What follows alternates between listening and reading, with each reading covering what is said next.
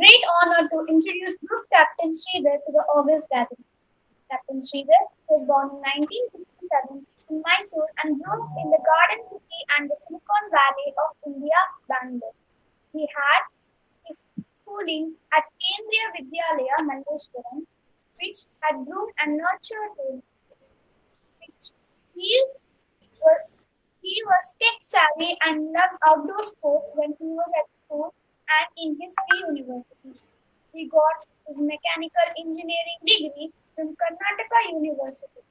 He was selected to be an Air Force officer in his third year of engineering and later switched from mechanical to aeronautical engineering, donning the khaki uniform of the Indian Air Force. He was then qualified to get into the prestigious bandwagon men in blue. Captain Sridhar had served our country relentlessly for 41 golden years. He was a part of the Kargil War in 1999, the Operation Parakram in January 2002, and the Balakot airstrike in February 2009. He then followed his passion of teaching and administration after his tenure with the Indian Air Force. He is a proud alumnus of the prestigious Defense Institute of Aviation Technology, from where he had obtained his post-graduation in military studies and bagged the Tri-Service Gold Medal. He got his MBA in Operation Research from Symbiosis Pune. He had been tutoring young engineers for almost 8 years when he was with the Indian Air Force. He has also held the position of the chairman of Kendriya Vidyalaya, Kanpur, which was an opportunity for him to serve the institution for grown people. Captain Sridhar is currently working as head of HR in a private company which is building India's first bullet train from Ahmedabad to Mumbai. His spouse is Mrs. Rajini, who is an English teacher at Hindi High School, Bangalore. He is blessed with two children. Ashwini is pursuing her dream to be a cybersecurity doctorate at London, and his son is pursuing post-graduation in machine language at Holloway University, London. The award that Captain Sridhar was conferred was Chief of Air Staff Commendation 1999 for contribution in development of training aid and improved teaching methods. He was awarded commendation by Director General DRDO 2013 for ISO implementation. He received the Technology Group Award in DRDO for paper on indigenization of Aero Engines 2015. We are extremely delighted and privileged to have you amidst us, sir. Thank you. Thank you, Nashita. Thank you for the introduction.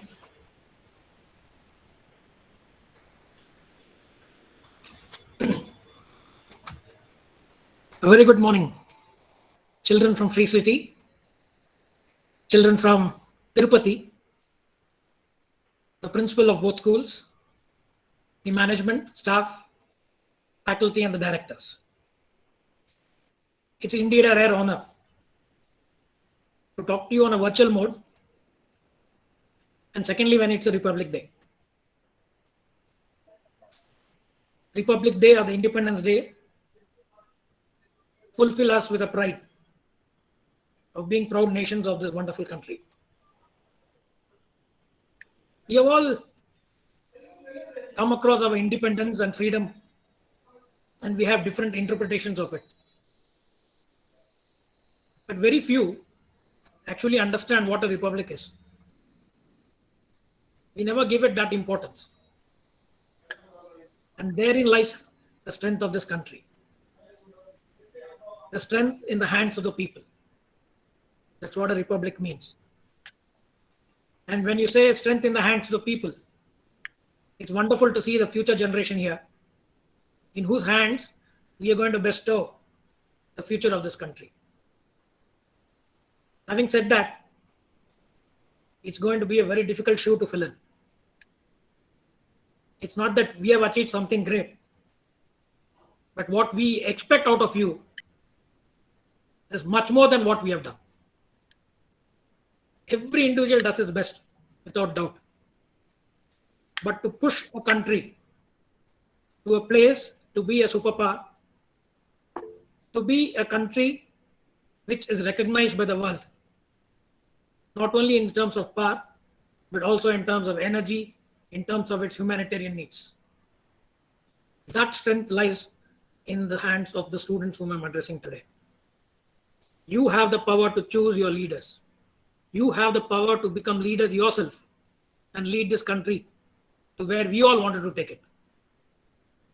That is, in Genesis, what a Republic Day really means to us.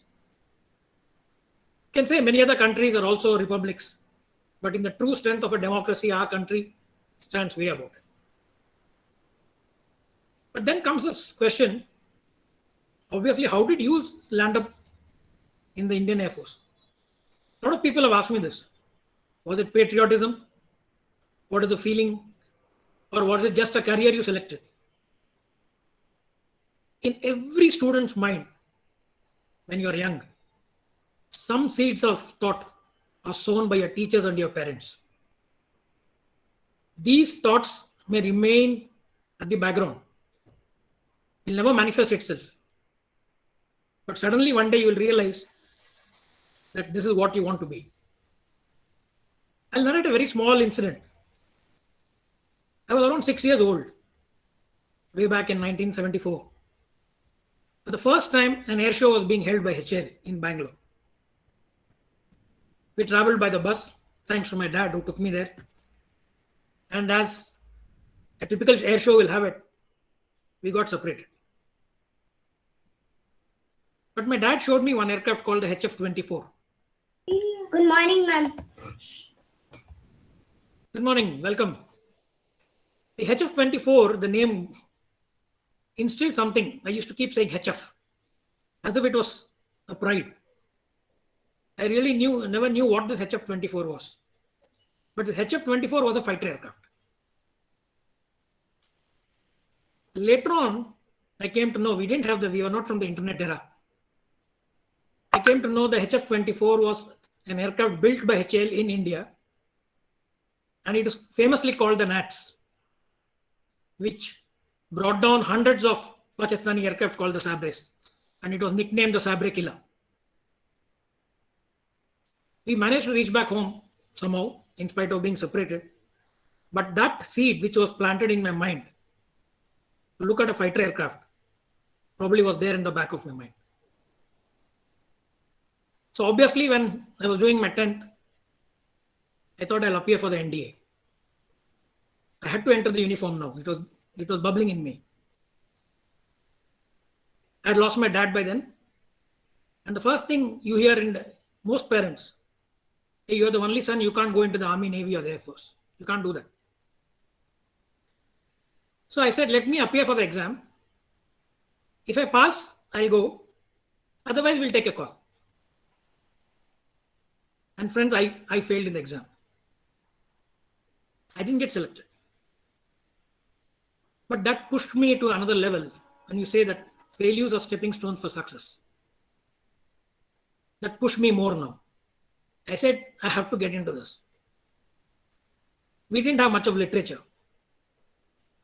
So I said, okay, let me go ahead and do what everybody does in this country most of the time, get into engineering.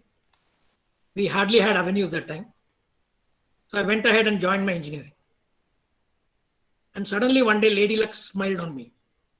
Staying in the hostel, somebody came and said, there's an ad in the newspaper for selection of Air Force officers. I didn't inform my home. I applied directly. I got an interview call when I was in my third year of engineering. And that interview was supposed to be for 5 days. Today, interviews are hardly virtual, or rather for half an hour. 5 days of an interview.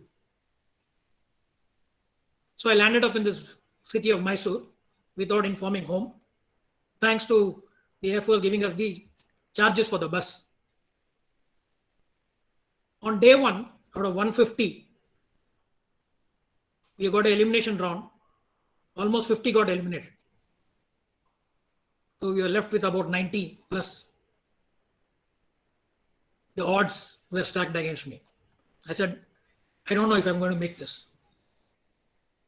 It was a session of 5 days, which involved physical, mental, stressful exams, even your body language mattered. And there was always somebody observing us.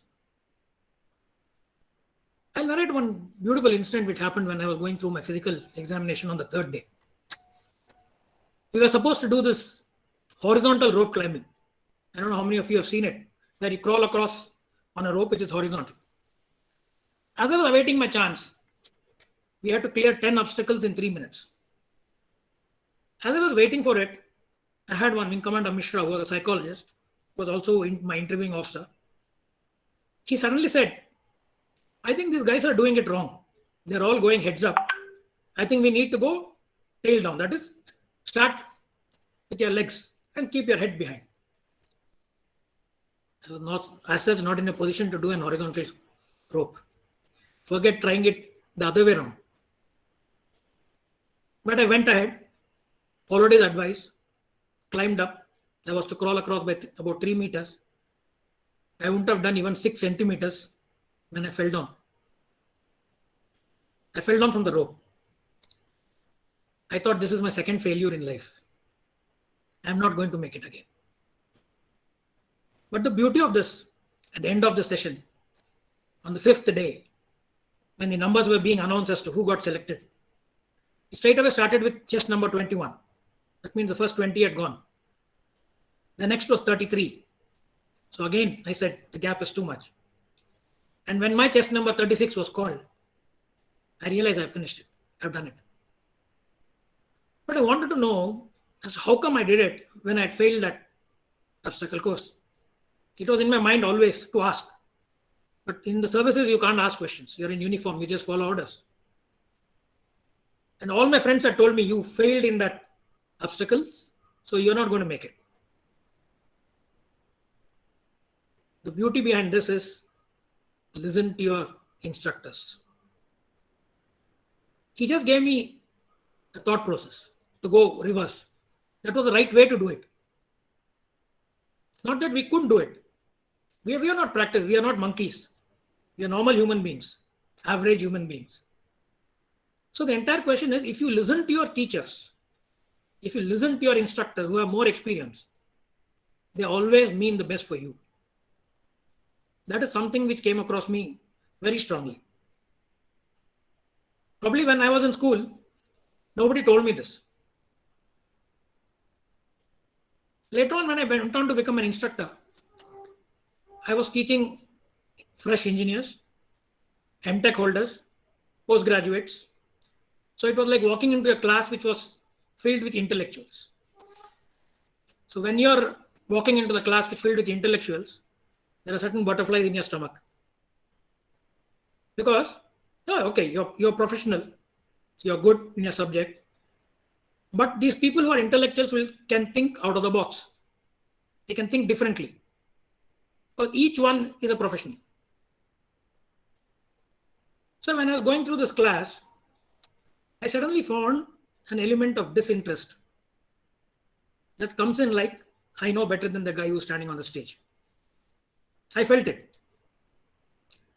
So I said, I'm going to put this guy through a test.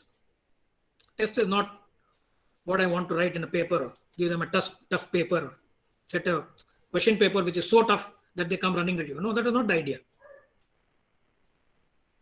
I was teaching them about an aircraft which has got wings which are movable. They were called the swing wing aircraft. You can check up on the net what's the aircraft which moves. It's the MiG-23s and 27s. So when I saw the disinterest in the class, I told them, you got 20 minutes left. One of the wings of this aircraft is not moving. Only one is moving. So instant answer was, it's not possible. Not possible, just not possible. How's it? I said, 20 minutes, I'll challenge you. You prove it to me or I prove it to you. Simple. I walked out of the class. I'm telling you, there was total mayhem in that class. Because they didn't know what hit them. That is where the book will never teach you this. You may be a bookworm. You may be an excellent in your book. You may by heart it from beginning to end.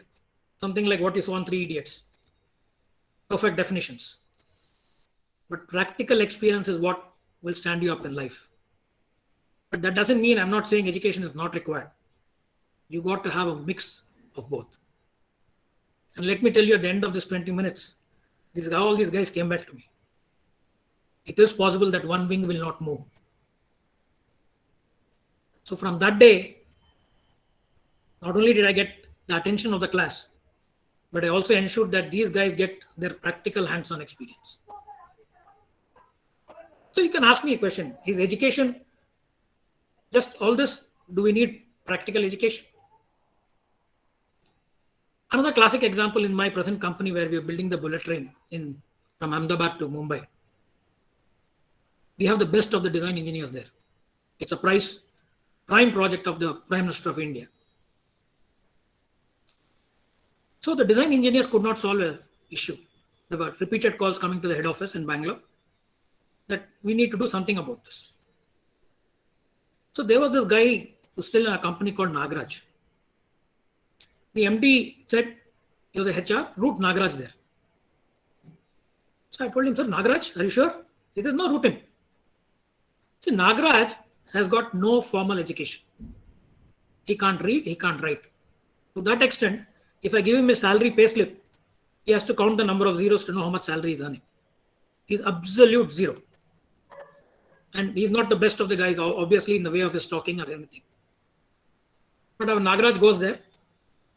1 week hence, he solves the problem and comes back. How can a person with no formal education cross the limits of all the design engineers who are the best in the country? That's where his experience and thinking out of the box comes in. No formal education on this earth is going to allow you to think out of the box. You have to have a different way to think. The book will tell you what's the right way. But it's not necessary that you do everything the right way. Sometimes results also matter. But that doesn't mean you can compromise on safety. If you compromise on safety, you're going to have fatalities. Because after all, it's a bullet train, 300 people will get killed when the train moves. So education is only going to take you to a particular level. What your teachers are telling you is just 1%. The rest 99% is going to come from your perspiration. The inspiration of 1% the teacher has given you. The rest 99% is inside you. It is for you to rise up to the occasion. You heard Rabindranath Tagore's beautiful poem, "And the mind is without fear." The first 3 lines will tell you, if the mind is without fear, your head is held high, and the knowledge is free. So, when you're thinking out of the box, you don't have to be scared. You may be violating the book, what is written in the book, but don't have that fear that you will not succeed. Every failure, every mistake you do is only going to tell you, yes, I can correct myself, I can go ahead. But you should not be demotivated because you made a mistake. You can't do that. N number of examples I can give you where the practical orientation and the academics, they need to mix with each other and fall in place. Your school directors may be telling you that India is a very rich country. It's got a very rich tradition. There were wonderful sages. There were wonderful people who wrote the Upanishads, who wrote the Vedas. And there's a lot to learn in that. Sanskrit, a wonderful language. There's so much in it. I'll just give you an example. We never had any measuring instruments. Even today, we have got measuring instruments. We can tell you what's the diameter of the sun and the moon. But go back to our scriptures. There is this magic number called 108. The first time I came across 108 is when my college, there was a Swamiji who came to talk to us. They wrote in front of his name, Sri, Sri, Sri, Sri, Sri, bracket 108, Tarlabalu Jagadguru. So I kept asking the people, what is this 108? So they said, this 108 means you have to repeat Sri, Sri, Sri 108 times. So I said, why 108? Nobody could give me an answer at that time. Later on, I realized that 108 is such a magical number. I don't know how many of you have come across I said we could never measure the diameter of the moon. But 108 into diameter of the moon is the distance from Earth to the moon. It was there in our scriptures. 108 into diameter of the sun is the distance from the Earth to the sun. 108 is an absolute magical number. I can give you another 4 examples of 108. You've got 108 nerve centers in your body, what you call chakras. So this 108 number is a very interesting number. Children, I really want you to explore this 108. It is something phenomenal. Even if you take mathematics, they say 8 plus 1 is 9. 108 when you add it up. You divide it by 2, it is 54. 5 plus 4 is again 9. Divided by 2, again it is 27. 7 plus 2 is again 9. So there is a mathematics behind it. I want you to explore that 108. It's a wonderful project to make us realize what is written in our scriptures. 108 is that magical number which we can keep talking of. This is where the practical experience of our sages, the gurus, how did they measure it? It's mind-boggling. Probably they didn't document it, or whether we are not able to understand. If you have gone to this place called Konark, there's a sun temple there. There are about 24 dials. We're very familiar with the watch. We know one dial. We can know when the sun falls on it, this is a second, this is a time, this is a minutes. But we still do not know what the other 20 dials are. We have seen some sadhus standing in front of a dial, just noting down. You're in the internet age, read about this temple Konark, what these 24 dials are about. You'll get an explanation for 2 or 3 dials, not for the rest 20. None of these books will tell you what it is. This is where our tradition matters. This is where our scriptures matters.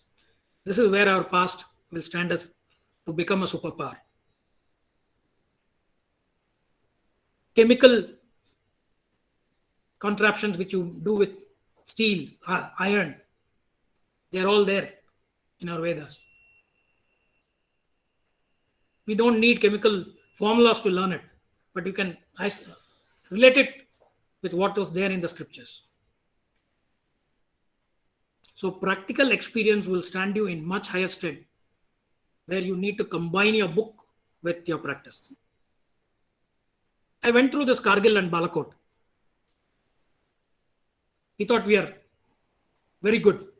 We are the best. We are the 3rd largest air force in the world. But we were taken by surprise in the Kargil. We had intruders inside our country.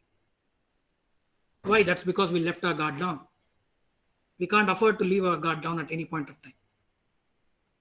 So you hear words like discipline, integrity, so many other words. What does discipline actually feel like? Discipline is like what you need to do, but you just don't love doing it. The teachers would have told you n number of times, don't run in the corridor. But she has never told you, don't run on the field. Why does she tell you don't run in the corridor? It's not that you can't be number 1 on the corridor. You can be number 1 on the corridor also. But you will hurt yourself. You will hit somebody else. The corridor is not a place for you to run. Prove yourself on the field. Run with your friend. Nobody will stop you. We are sitting here virtually, hearing each other. We are all used, this present generation of students who are listening to me today are experts on the gadgets. You can teach us 2, 3 things. You can teach your mom, you can teach your dad. The minute something is not working for the principal, you can walk up and say, ma'am, I'll do it for you. We were not experts in gadgets. You have excelled, all of us, in gadgets. But can you excel us without the gadgets? Can you be better sportsmen than us? You have the infrastructure, you have the training, you have the opportunities. So it is for you to extract that 1% from each and every teacher. Listen to her in the class, pay attention to her or him, and put in that effort to perspire and reach your goals. It's for you to do that. And every parent and every teacher means the best for you. I also use this word integrity. What is integrity? Integrity is to do something when no one is looking at you. That is, nobody is looking at you in the corridor, so it doesn't mean that you can start running. There are rules laid down that you can't run in the corridor. So you walk, but nobody is policing you. In this country, we don't want to have the police that way. We want to be police for everything. We drive on the road, police nahi hai, so we'll not have the helmet. The helmet is meant for your safety. It's not meant for the police. In other country, when the police is standing on the road, he instills a self of confidence in you that there's somebody there to help me out in time of need. In our country, when we see a police on the road, we are scared of him. Why? It's because you are not following the rules. He's just doing his job. So it's you as a student to have that integrity. It's for you to have that discipline, to inculcate that discipline in you in your everyday life. You can't be policed every day. No teacher has got the time to police 30 students in the class. You learn from examples. You learn from practice. And that's what we do in the services as well. When you're in uniform, you're in a war, you just learn from practice. Because if you think, you'll be hit. In that split second, you have to take a decision if you're firing at an enemy or you're firing at your friend. So in the services, you're told, don't think, just follow orders. But in a student, it's the other way around. Please think first. Think 10 times, think out of the box. Be that person who can think differently. That will make a difference in your education, in your upbringing, and taking this country to where it actually belongs to. A quad group of institutions, I've heard of it, and this is the first time I got an opportunity to talk to you. I would have loved to be there amongst you for a day. It's not to just talk to you, but to see how you're going through your day. Because in every step, there's going to be a learning. I'm also learning today. Learning never ends. Whatever age you reach, learning never ends. Every day when you're driving from morning, evening, back to the school, back to work, you learn something. It may be learning just a shortcut, learning how I should time myself, how time I should leave. Simple learnings. But learning never stops. And application of your learning is what is going to help you in the long run. You have to apply what you learn in class. You have to apply what you learn in the textbook. You have to apply what you learn on the sports field. Only then you will be a great citizen for this country. I'm through. I would like to take questions from you on anything that you want to ask me. I just wanted to tell you that think out of the box. Education will stand you in good stead, but apply that education, what you learn in practice. Be practical. Hands-on experience is going to teach you what you can do best. Thank you for hearing me, and it's really indeed a pleasure. I again thank the directors and especially Mrs. Brinda for giving me this opportunity. And I really wish the court group of institutions grow from strength to strength. Wish you the very best. Jai Hind. I'm open for questions. Thank you, sir. Thank you for such an inspiring and such amazing anecdotes from your life. It is so enriching. Thank you so much for obliging our request and being here with us today. So I think our children are eager to talk to you. Yes, children, you can take turns. And if you have questions, you can ask. Thank you. Even teachers can, if you have. Thank you.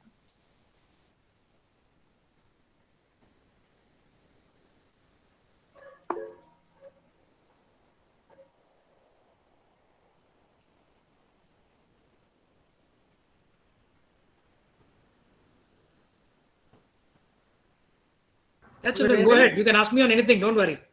Revant, you can go ahead. You can ask your question. Sorry, come again. Revant. So one of the students is raising his hand. Yeah. Revant, you can ask your question. Yeah.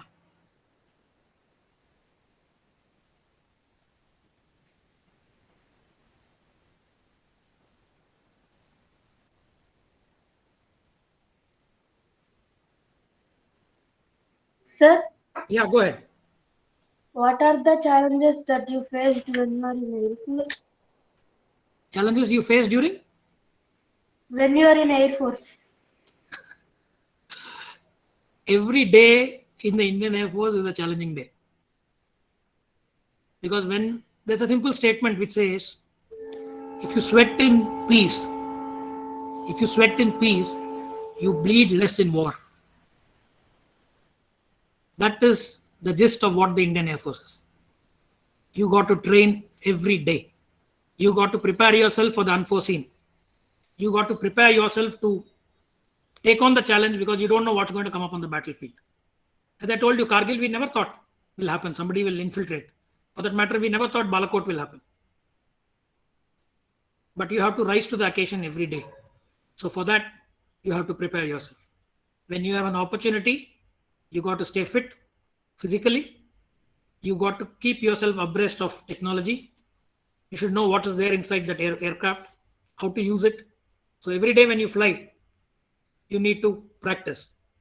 You should need to practice how to drop a bomb. You need to practice how to fire a rocket.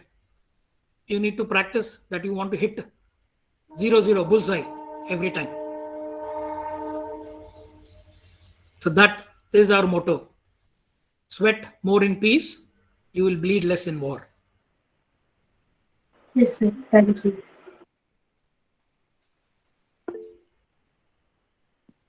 Sir, how did you Tushika, feel? you can- Go ahead, Tushika, I can hear you. Yeah. How did you feel in the first day of the Air Force? See, first year of the Air Force, you're into training. There's something called indoctrination. Indoctrination is to convert yourself from a civilian into an uniform person. And let me tell you that change is drastic. That means in the night, if somebody, we used to use a word called fallen. Fallen means report. That very word, when I used to hear fallen, it was like a nightmare. Because you're fast asleep. You just don't want to get out of your bed. You're so tired. The minute you hear that fallen, you used to curse. But the total time available from the word fallen to reach the ground in a particular uniform was 30 seconds. Some of my friends used to wear the white socks and sleep so that he can slip in the shoes and run. And my seniors, that day they should tell, this is not whites today, this is the other uniform. And we had 22 pairs of uniform. So changing over into that uniform in 30 seconds and running to that field, the field itself was a 100-meter dash. Reaching that place was a nightmare. So that is what they teach you, to change yourself from being a civilian who was laid back to becoming an officer who knows in case of an emergency he's got 30 seconds. There were simple disciplines to us. We were told lights of time is 22:29. 22:29 is 10:29 in the night. That is to instill the sense of time in you. 22:29, your lights used to go off so that you hit the bed. It was a different matter at 22:31, you used to hear that word fallen. So that is the sort of indoctrination. That means they train you to not only get ready, to carry your arms, to go through physical exercises, to be mentally alert. You can be dead physically, but your mind will still work. Because you're dead after all the training. When you hear that word fallen, you're alert and you reach. That is training. So it is mental alertness plus physical alertness.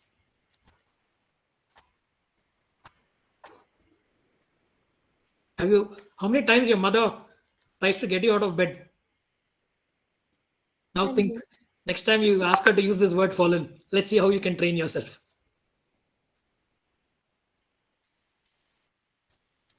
I hope I answered your question, Tushika. Yes, sir. Thank you. Bhavishya, you can go ahead. Good morning, sir. Morning, Bhavishya. Tell me. Sir, I'm Bhavisha from Accord Tirupati, and I'm a 12th grader. So I applied for NDA, so I would like to hear some suggestions from your side. You're convinced as to why you want to join the NDA? Sir? Are you first convinced as to why you want to join the NDA? So actually, I'm interested in Air Force, Okay. defense side. So I would like to serve my country. Okay. Bhavishya, NDA will give you a training to enter either the Army, Navy, or the Air Force. All three. The NDA exam per se is tough, Yes. but it is not that you can't clear it. It is just that maths and science which needs to be application based. Once you get into NDA, also remember you're going to get only an honorary degree. In the true sense, you don't have a degree. You're not qualified on paper. There's always also another option that you do a professional course and join the services.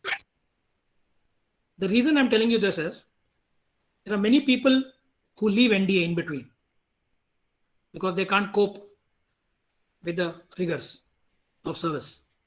Now you are left nowhere because you're too late to do a degree and you have wasted your time in trying to get into NDA. Both options are there. So that's why I said I failed when I took up my NDA. Doesn't matter. Make a full out attempt to get into NDA. You have to have your physical fitness at the highest, even if you clear the written papers. And the first 3 months in NDA, that indoctrination which I spoke about, I only told you that you have to be physically and mentally alert. I didn't tell you what you go through.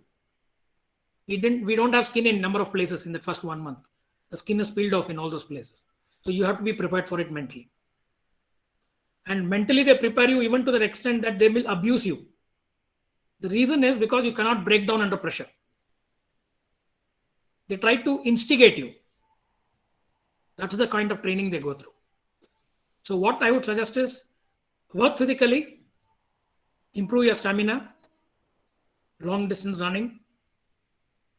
I can't see your physique, of course. So think about it. Right? Clearing the written paper is not a major issue. You should be able to do it. But be very clear that tomorrow when you clear NDA, in the true sense of the society, you won't be a graduate. You will have an honorary degree with you. So you have to stay with the services for the rest of your life.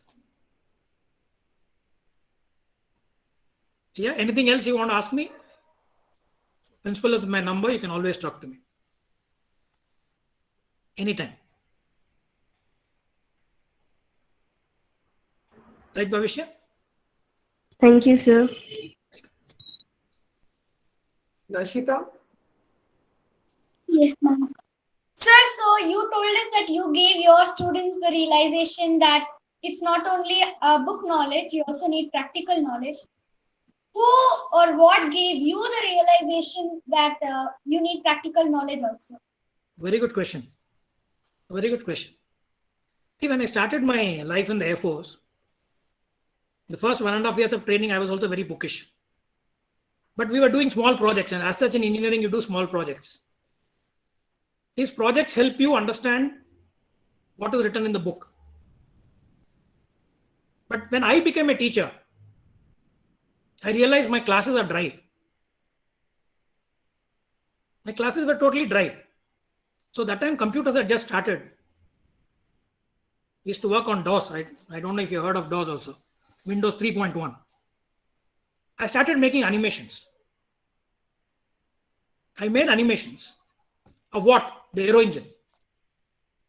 I made animations of an aero engine sitting at home, working till night 2 o'clock, 3 o'clock, such that next day when I go to the class, instead of trying to explain how the system works or how the fuel flows inside an aero engine, the animation was able to explain how it worked. So that was my first realization when I learned, and nobody taught me animation, I learned on my own. So I started doing more and more animations. Today you get animations online. Java applets are available. You can use it in your class.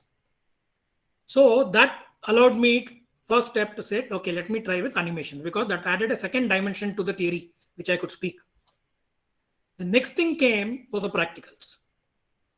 Because every time I used to take my trainees, and they were all engineers, mind you, every time I used to take them to a class where I could tell them, okay, dismantle whatever you want. Just open it up. 90% of the times when you start assembling it, 10 parts will be outside.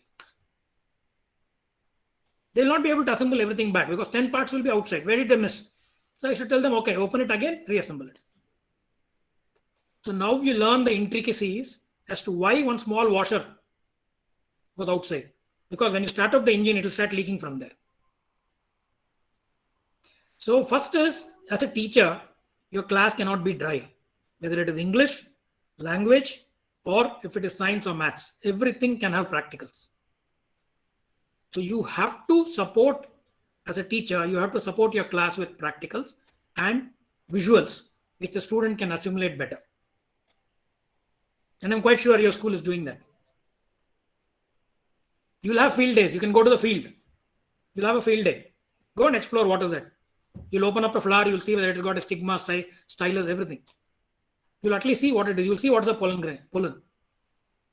So you have to support every class with this.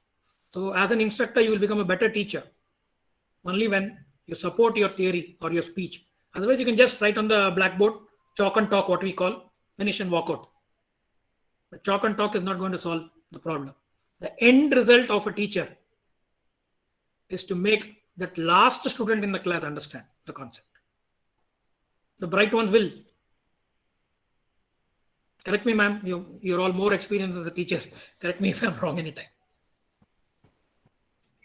I should really, so thank you for that, actually, for putting in those thoughts. That's something very important for the parent community as well as for the teaching community to understand the kind of responsibility they have, because most of the time the questions that I have to answer is the completion of syllabus. So, yeah, it is not in the books, is what I keep telling everyone, the parent, every parent I meet, and even the teachers, as far as I can do that, I keep telling them it's not in the book.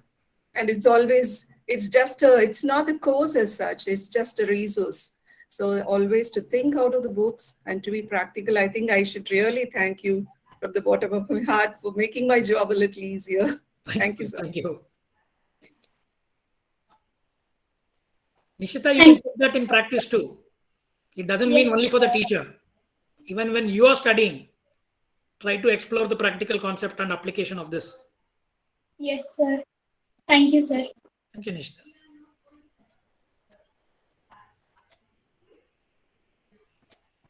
My wife is also a teacher. She teaches English. So, many times I have an argument with her, even with her school principal. I say, ma'am, why do you teach the children how to write a letter? Because you give marks for address, you give marks for salutation, you give marks for various things. But today, in practice, when you grow out of school, I don't think so. I follow any of that format of letter writing in my life. But why? That salutation is important because you should know to respect another individual. The ending of a letter is important because you should know how to write a conclusion. What are you expecting out of that? The content of a letter, you should know, because there has to be something called brevity. That means instead of writing 2 pages, you should be able to convey that in 1 paragraph. That is what I keep telling my wife. This is what you should teach the children. Anyway. We have time for more questions. Yes, ma'am, sure. I'm free. No issues. Varshit? Varshit, you can ask your question. Decline, you have to mention your team, your class, your section. In case you don't do it, then Which we also need it to will home often operation or reward like this. I couldn't hear you, Ashit. Sir, how would you feel after coming from a war or operation to homes? Listen, when Kargil happened, my son was born. I didn't know for 3 days. I didn't know because those times we didn't have a mobile, and as such, while being in the field, you don't use any of these instruments because you can be tracked. So for 3 days, I didn't know what happened. Coming back to your family is one of the best things which happens because they are sacrificing everything. People may say that it's very glamorous being in the Army, Navy, or the Air Force. You got a wonderful campus. Yes, my kids, they have the best of friends across India because we have traveled so much. They've got friends in all places. They learn that ability to make friends very easily. They have good facilities of sports and everything. My daughter has gone through 7 schools in 10 years. So that is something which you should realize, that 7 schools in 10 years, every time we have to start from scratch. So that is something which it really pinches. So there's a time when comes when you say, okay, your family is going to stay at one place, you keep moving. So when you do that, you start missing your family. It's not the question of being in war and coming back. Even in peace, you're somewhere else and your family is somewhere else. But those are the sacrifices which is part and parcel of our life, and we don't look at it a second way. Because the minute you think of these things, you will not be in uniform. You can't be in uniform. You just have to put the family issues behind you, and your wife and your kids will become that much more smarter to handle everything independently. That's a blessing. So look at it the positive side. Even this COVID, for that matter, everybody says COVID has caused this, COVID has become negative. If somebody says I'm positive, you don't like it. But what has COVID taught us? COVID has taught us one beautiful thing, that is hygiene. We were very careless about hygiene. At least now we are woken up about hygiene. We want cleaner cities, we want cleaner hands, we don't touch our ears, we don't touch our nose and eyes. So COVID has taught us something. So let's take the positive out of COVID. You all become experts on gadgets. You all become experts on virtual meetings, conducting meetings, setting up a link, exploring classes, know how to hide from the teacher, switching off your camera. You learned all these things. So they're all positives. So everything, there's a positive thing. So similarly in the service, you look at the positive aspect and just continue with what you're meant to do. But that should not stop you from getting into uniform. There's a time in which your priorities, you put service before self. That is what Varshit you need to do. The minute you put service before self, it can happen in any job. You ask your principal what all sacrifices she does, how much time she spends at home preparing for the class or preparing for things. Her phone will never stop ringing the whole day. That is exactly like what we are doing. So it is service before self. So that happens in any job. It may be a little more extreme in services. That's all. I hope I've answered your question, Ashil.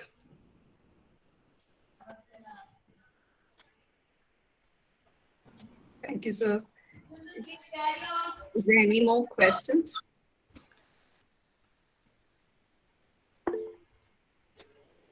Yes, there's one. May I know your name, Alpha Charlie? Yes, ma'am. I'm Tilak Teja from grade 12th MYPC.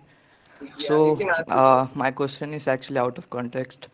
Sir, did you had any experience with the MiG-25s, which we bought from Soviet Union? See, the MiGs are a series of aircraft. We started with the MiG-21s. We have the MiG-23s. We have the MiG-25, as you rightly said. The MiG-27s, the MiG-29, and later on the Sukhoi series, Su-30. We have all this full set of aircraft with us. The MiG basically stands for Mikhail Girovich. 2 17-year-olds who designed this aircraft. Please remember, they were 17-year-old, Mikhail and Gorovich. That's how the MiG is named. It's very interesting that you ask me about MiG-25 specifically, because the MiG-25 went out of service in early 94. It was one of the best aircraft we ever had. I did have experience with it, yes. They were based in Bareilly and they were meant for spying. Simple words I'm using. I'm not using words like reconnaissance and all. I just writing it's meant for spying, which could fly at very great altitudes, very great speeds, had cameras mounted on it, and we could get information from our friendly neighbors about there. Okay. So the MiG-25 is just one of the series of aircraft. It's a wonderful aircraft. And another aircraft like that will never be made. Great to hear that, sir. Thank you. Thank you. How do you know about the MiG-25 if I ask you? Sir, actually, my father was in Air Force, so He tells about all the aircraft, and actually, I like to know about aircraft, sir. That's Usually. wonderful. That's great. That's very nice to hear about it. Thank you, sir. So adding on to that, may I ask you one Yes, question? ma'am. Sure. I'm really fascinated to know about this C-17 Globe Master. Yes. Okay. Ma'am, what we basically call them as transport aircraft. Transport means they are going to be basically used to move goods and going to move the troops, because there are many times when the troops cannot move by road or tanks cannot move by road. It takes too much of a time. So these Globemaster C-17 or the other Charlies, or we got one more beautiful aircraft called the AN-225. It's called the Mrya. Mrya in Russian means dream. It's virtually a dream because the wingspan of the aircraft is a football field. It can't land in most of our airfields. So this Mrya or AN-225 or C-17 are all transport kind of aircraft. They can carry almost anywhere between 70 to 90 tons of payload inside. We can have two rows of people. If you can carry around about 500 troops with all their ammunition, everything, or we can push in about 6 tanks inside. So, and they can land on any rugged airfield. We don't need a proper paved surface because their landing distance is hardly about a kilometer. They can touch down and take off in 1 kilometer distance. Other aircraft which you see on your airports is about 3 kilometers plus. That's the length of a runway. So the C-17 Globemasters or any of these aircraft are meant for short touchdown and takeoff and heavy payload.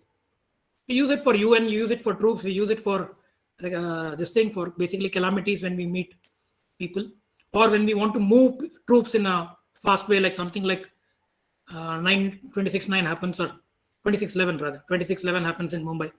So we can quickly move the troops. That's the basic reason we can use. Thank you, sir.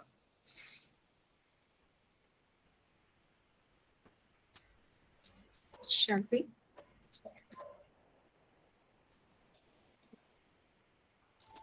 Yes, children. Is that all? Do you have anything to ask?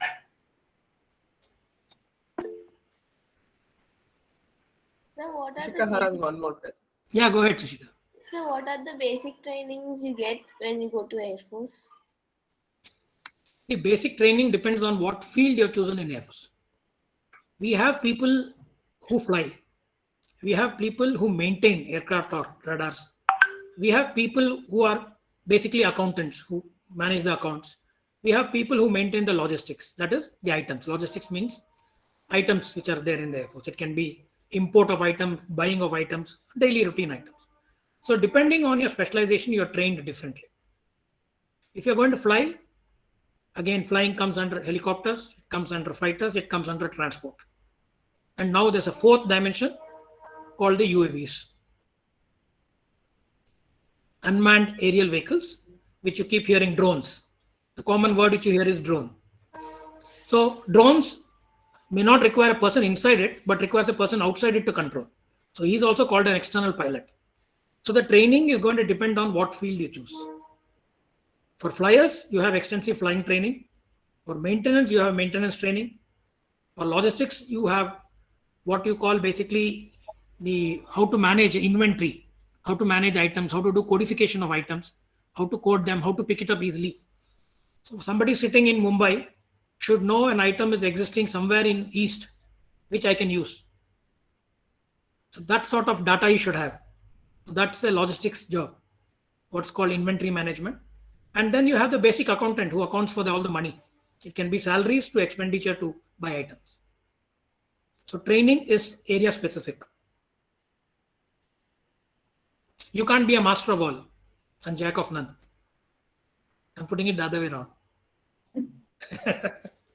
So you have to be trained specifically, and further training will go on so that you can meet the specialized requirement. Like some people are trained only on armament, how to handle a bomb, how to assemble a bomb.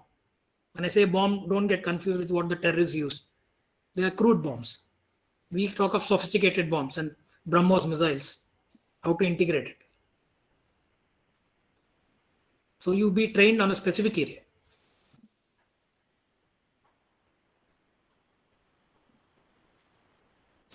Okay, so Thank you, ma'am. So thank you for everything, for all the inputs that you've shared with us. May we have the vote of thanks, please. Yes, ma'am.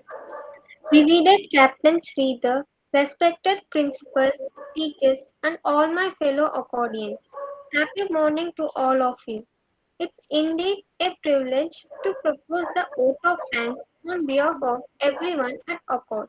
I would like to read the verse from Tagore's Gitanjali, where the mind is without fear and the head is held high, where knowledge is free, where the world has not been broken up into arguments by narrow domestic walls, where words come out from the depth of the truth, where tireless striving stretches its arms towards perfection, where the clear stream of reason has not lost its way into the daring desert sand of dead habit, where the mind is led forward by tea into ever widening thought and action into that heaven of freedom, my Father, let my country away.